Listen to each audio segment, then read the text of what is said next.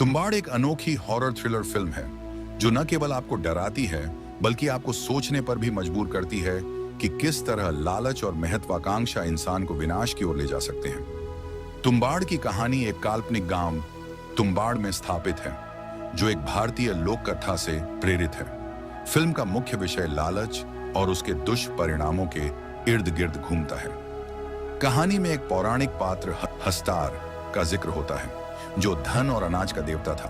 वह माता देवी का पहला पुत्र था जिसने सारी संपत्ति चुराने की कोशिश की, लेकिन वह देवी के श्राप के कारण श्रापित हो गया। माता देवी ने उसे अनाज और सोने के खजाने को चुराने की अनुमति तो दी, पर उसे कभी पूजा नहीं जा सकता था। उसे इंसानी नजरों से छिपा कर रखा गया और जो भी उसे पाने की कोशिश करता उसे श्रापित हो जाना पड़ता। फिल्म के प्रमुख पात्र एक विनायक राव, फिल्म का मुख्य पात्र जो लालच में आकर हस्तोद के खजाने को पाना चाहता है। 2 सूरजा, विनायक का बेटा जो कहानी के अंत में अपने पिता के पद चिन्हों पर चलता है।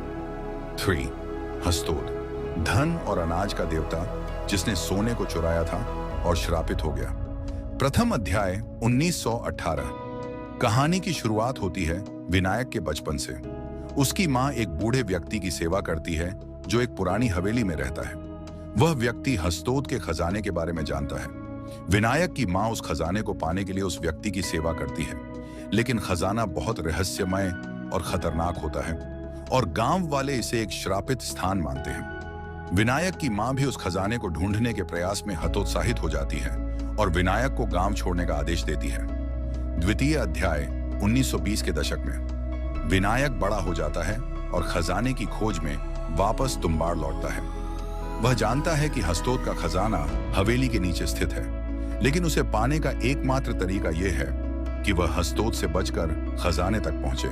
वह लालच में फंसकर हस्तोद से सोने के सिक्के पाने के लिए जादुई तरीके का इस्तेमाल करता है। इसके बाद वह कई बार हस्तोद से सोने के सिक्के निकालने का प्रयास करता है और सफल होता है। तृतीय अध्याय 1940 का दशक। विनायक का लालच और बढ़ता है और वह अपने बेटे सूरजा को भी इस काम में शामिल करता है। सूरजा को वह सिखाता है कि कैसे हस्तोद से सोने के सिक्के निकाले जाते हैं, लेकिन सूरजा भी लालच का शिकार हो जाता है। एक दिन जब विनायक और उसका बेटा दोनों खजाने के लिए जाते हैं तो सूरजा का लालच उसे हस्तोद का सामना करने के लिए मजबूर कर देता है। अंत में विनायक को अपने कर्मों का परिणाम भुगतना पड़ता है। हस्तोद का सामना करते समय वह लालच के कारण अपनी जान गंवा देता है। उसकी मृत्यु एक प्रतीक है कि लालच का अंत हमेशा विनाशकारी होता है। सूरजा अपने पिता की गलतियों से सबक लेकर खजाने को छोड़ देता है और वापस चला जाता है। फिल्म का मुख्य संदेश। तुम्बाड़ फिल्म लालच के विनाशकारी प्रभावों को उजागर करती है। विनायक का लालच उसे अंततः बर्बाद कर देता है। फिल्म यह भी दर्शाती है कि किस तरह पीढ़ी दर पीढ़ी लोग अपनी गलतियों से नहीं सीखते, लेकिन अंततः समय उन्हें सबक सिखा ही देता है।